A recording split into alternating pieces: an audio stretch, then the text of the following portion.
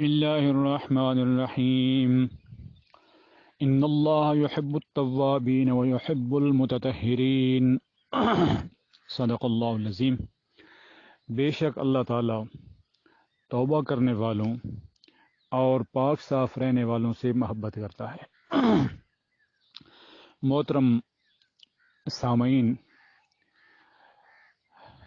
آپ کے سامنے جو آیت تلاوت کی گئی ہے اس میں توبہ کی اہمیت کو بیان کیا گیا ہے کہ اللہ تعالیٰ محبت کرتا ہے توبہ کرنے والوں سے۔ اور دوسرے کون لوگ ہیں؟ جو اپنے آپ کو پاک صاف رکھتے ہیں، ہر حوالے سے ہر لحاظ سے اپنے آپ کو پاک رکھتے ہیں، اپنے نفس کو پاک رکھتے ہیں، اپنے جسم کو پاک رکھتے ہیں، اپنے ماحول کو پاک رکھتے ہیں۔ اللہ تعالیٰ ان سے محبت کرتا ہے۔ تو اس آیت مبارکہ میں دو قسم کے لوگوں کو دو قسم کی کیٹیگریز بنائی گئی ہیں۔ ایک ہیں جو توبہ کرنے والے ہیں، جو توابین ہیں، اور دوسرے کون ہیں؟ جو متطہرین ہیں۔ تو اللہ تعالیٰ اس آیت میں یہ فرما رہا ہے کہ اللہ توبہ کرنے والوں سے اور پاک صاف رہنے والوں سے محبت کرتا ہے۔ اب غور کا مقام ہے کہ توبہ کرنے والا کون ہوتا ہے؟ تو توبہ کا مطلب ہوتا ہے رجوع اللہ، اللہ کی طرف واپس لوٹ کر آنا۔ اللہ تعالیٰ فرماتا ہے کہ جب میرا بندہ، ایک حدیث قدسی کا مفہوم ہے کہ جب میرا بندہ، حضور نبی کریم صلی اللہ علیہ وسلم نے ایک حدیث بیان فرمائی ہے کہ اللہ تعالیٰ فرماتا ہے کہ جب کوئی میرا بندہ، گنہگار بندہ، خطا کار بندہ، میرا باغی، نافرمان، جس نے اپنی زندگی گناہوں میں گزاری، میری نافرمانیوں میں گزاری، جس نے اللہ کی نافرمانیوں میں اپنی زندگی گزاری، اللہ کی بغاوت میں زندگی گزاری، جب وہ اللہ کی طرف لوٹ کر واپس آتا ہے، یعنی سچے دل سے توبہ کرتا ہے، تو اللہ تعالیٰ کتنا خوش ہوتا ہے۔ اس کی مثال آپ نبی کریم صلی اللہ علیہ وسلم نے، حضور نبی کریم صلی اللہ علیہ وسلم نے یوں بیان فرمائی ہے کہ جیسے ایک مسافر ہو اور وہ کہیں راستے میں جا رہا ہو، سفر پہ جا رہا ہو، اس کی اونٹنی اس کے پاس ہو، اس کے ساتھ اس پر اس کا سامان لدا ہوا ہے، اس کے کھانے پینے کا سامان بھی اس پر ہے، وہ صحرا میں جا رہا ہے، سنگلاخ صحرا ہے، ریتلا صحرا ہے، وہاں پہ ریت ہی ریت ہے، پانی کا نام و نشان نہیں ہے، بہت کم سایہ ہے، تو وہ چلتے چلتے تھک جاتا ہے، ایک جگہ پہ جا کے رکتا ہے اور ایک کسی کیکر کے نیچے یا کسی سایہ دار درخت کے نیچے جو اسے وہاں پہ میسر آ گیا تھا، اس کی نیچے آرام کرنے کے لیے لیٹتا ہے، اور وہاں لیٹتے ہی تھکاوٹ کی وجہ سے اس کی آنکھ لگ جاتی ہے، اور جب اس کی آنکھ کھلتی ہے تو اس کی اونٹنی بما اس کے سامان کے غائب ہے۔ اب صحرا ہے، ریگستان ہے، اور وہاں پہ وہ کوشش کرتا ہے کہ اپنی سواری کو تلاش کرے، اپنی اونٹنی کو تلاش کرے، لیکن وہ اسے نہیں ملتی۔ وہ بڑی تلاش کرتا ہے، بڑی تگ و دو کرتا ہے، بھاگ دوڑ کرتا ہے کہ وہ اس اونٹنی کو تلاش کرے، لیکن وہ اسے نہیں ملتی۔ آخر کار تھک کر، مایوس ہو کر، اس حالت میں کہ اب تو میرے لیے یہاں پہ موت ہی موت ہے، وہ وہاں پہ گر جاتا ہے، اور اس کی اونٹنی، اور وہ وہاں پہ تھکاوٹ کی وجہ سے، مایوسی کی وجہ سے نیم بے ہوشی کی کیفیت میں وہاں پہ گر جاتا ہے۔ تو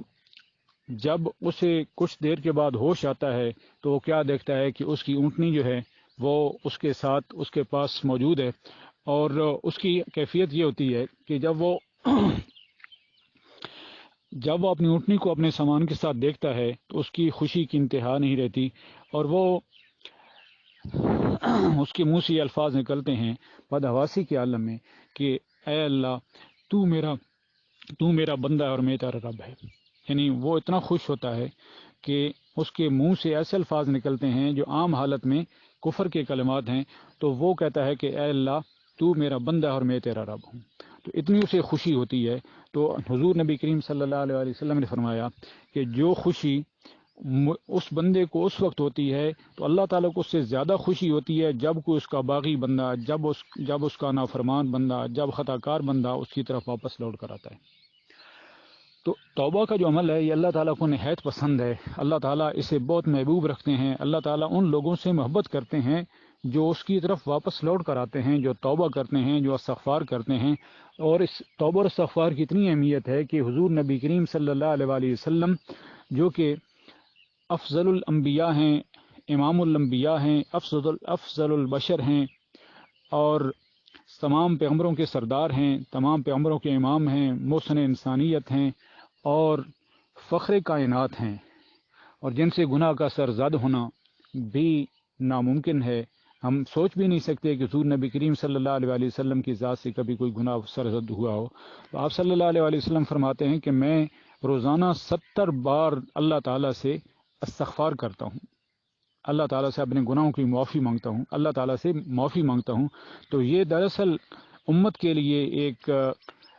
نمونہ ہے، ایک امت کے لیے ہدایت ہے، تعلیم ہے کہ ہم بھی ہر وقت اللہ تعالیٰ سے اپنے گناہوں کی معافی مانگیں، کیونکہ انسان خطا کار ہے، ہر وقت وہ گناہوں میں گناہ کرتا رہتا ہے. اس کا دیکھنا گناہ ہوتا ہے، بعض اوقات اس کا دیکھنا بھی گناہ ہوتا ہے، بعض اوقات اس کا بولنا بھی گناہ ہو جاتا ہے، بعض اوقات اس کا سننا بھی گناہ ہو جاتا ہے، بعض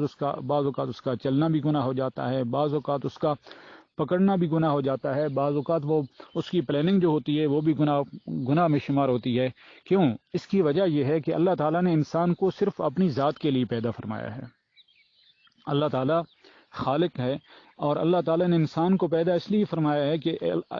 کہ میرا یہ بندہ صرف میرا بن کر رہے، کسی اور کا نہ بنے، نہ اپنے نفس کا بنے، نہ شیطان کا بنے، نہ دنیا کا بنے، نہ کسی اور مخلوق کا بنے، بلکہ صرف میرا بن کر رہے. اور حقیقت یہ ہے کہ اللہ کے علاوہ کسی اور کے لیے کوئی بھی کام کرنا گناہ ہے. یہ نفس انسان کو دھوکہ دیتا ہے، شیطان انسان کو دھوکہ دیتا ہے، معاشرہ انسان کو گناہ پہ مجبور کرتا ہے، ماحول انسان کو گناہ پہ مجبور کرتا ہے، مختلف طاقتیں انسان کو گناہ پہ مجبور کرتی ہیں، حکومتیں انسان کو گناہ پہ مجبور کرتی ہیں، برادری انسان کو گناہ پہ مجبور کرتی ہے، پارٹیاں انسان کو گناہ پہ مجبور کرتی ہیں، اس کی صحبت، اس کے دوست اس کو گناہ پہ مجبور کرتے ہیں. تو انسان خطا کار ہے، گناہوں کا پتلا ہے. تو انسان گناہوں میں لتھڑا ہوا ہے،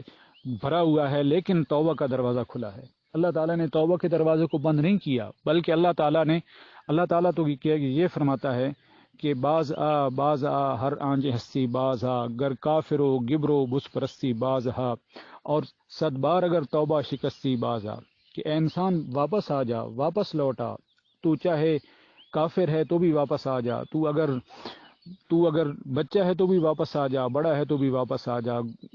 اور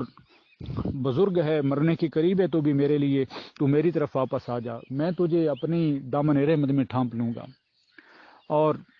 اگر تو نے توبہ کر لی ہے اور پھر کسی وجہ سے تو نے توبہ توڑ دی ہے تو پھر توبہ کر لے، میرا دروازہ تیرے لیے کھلا ہے. توبہ کا دروازہ کھلا ہے، اور اس وقت تک کھلا ہے جب تک قیامت نہیں آ جاتی، اور اس وقت تک کھلا ہے کہ جب تک تیری موت کا وقت نہیں آ جاتا. موت سے پہلے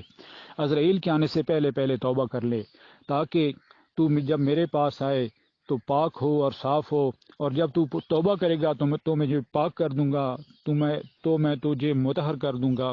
تیرے خیالات میں پاکی آئے گی، اور تیری زندگی کا رخ تبدیل ہو جائے گا، اور گناہوں کی وجہ سے جو آلودگیاں تیرے اندر پیدا ہو چکی ہیں وہ صاف ہو جائیں گی، پاک ہو جائیں گی. اور تو میرے پاس پاک اور صاف ہو کر آ جا. میں تیرا رب ہوں، میں نے تجھے اپنے لیے پیدا کیا ہے، کسی اور کے لیے پیدا نہیں کیا. اس لیے تو نے جو کچھ بھی کرنا ہے صرف میری ذات کے لیے کر. قل ان صلاتی و نسکی و محیای و مماتی للہ رب العالمین. اے پیغمبر صلی اللہ علیہ وآلہ وسلم فرما دیجئے کہ میری نماز، قل ان صلاتی و نسکی و محیای، میری نماز، میری جسمانی عبادتیں اور میری قربانیاں اور میری زندگی اور میری موت سب کچھ اللہ رب العالمین کے لیے ہے. تو اللہ تعالیٰ سے دعا ہے کہ ہمیں وہ اپنی رضا کے لیے زندہ رہنے کی توفیق عطا فرمائے، اور اپنی رضا کے لیے موت عطا فرمائے، ہمیں ہدایت عطا فرمائے، اور اس ہدایت پہ مرتے دم تک قائم رکھے. ولا تموتن الا وانتم مسلمون پہ ہم قائم رہیں. ہمیں جب موت آئے تو ہم اسلام کی حالت میں ہوں، ہم مسلمان ہوں،